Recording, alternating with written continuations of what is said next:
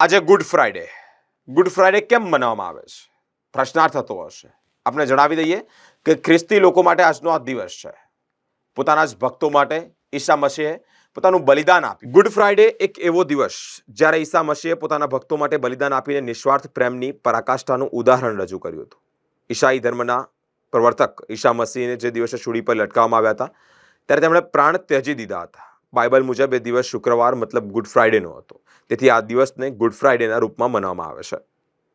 મિત્રો, આ દિવસ ઈશુએ ધરતી પર વધી રહેલા અત્યાચાર અને પાપ માટે બલિદાન આપીને નિસ્વાર્થ પ્રેમની પરાકાષ્ઠાનું ઉદાહરણ રજૂ કર્યું હતું. અમાનવીય યાતનાઓ સહન કરતા માનવતા માટે પોતાના પ્રાણ ત્યજી દીધા હતા. તેથી ગુડ ફ્રાઈડેને હોલી ફ્રાઈડે અથવા ગ્રેટ ફ્રાઈડે પણ કહેવામાં આવે છે. અનેક લોકો તેને બ્લેક ફ્રાઈડે પણ કહે છે. તમને સ્વર્ગમાં પિતા અને આત્મા સાથે વિરાજમાન જોવાનું અમને ગમે છે. ગુનેગારમાં તમને બનવાની તો અમે કલ્પના પણ કરી શકતા નથી. જાકી શબરૂનીભાઈ, પશ્ચાતાપી લૂંટારો, જકતદારો અને દેહ વિક્રય કરતી સ્ત્રીઓ માટે તમારા હૃદયમાં સ્થાન હતું. આજે પુણ્ય શુક્રવાર છે.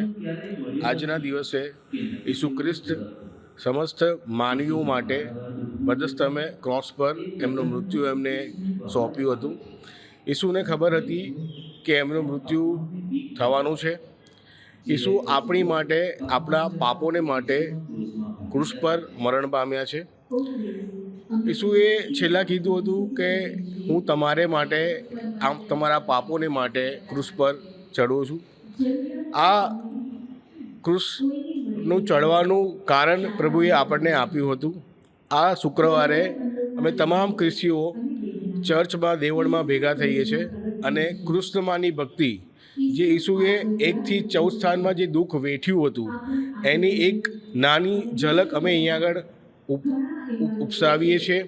જેમાં નાના બાળકો, મહિલાઓ, પુરુષો જે ક્રૂસનો અનુભવ ઈસુએ કર્યો હતો એ રિયલમાં તો અમે નથી કરી શકતા, પણ એક નાનો એક ક્રોસ બનાવીને અમે અહીંયા તેને ઉઠાવીએ છીએ અને થોડોક ઈસુનું દુઃખને અમે પણ એ સહન કરવાની અમે કોશિશ કરીએ છીએ.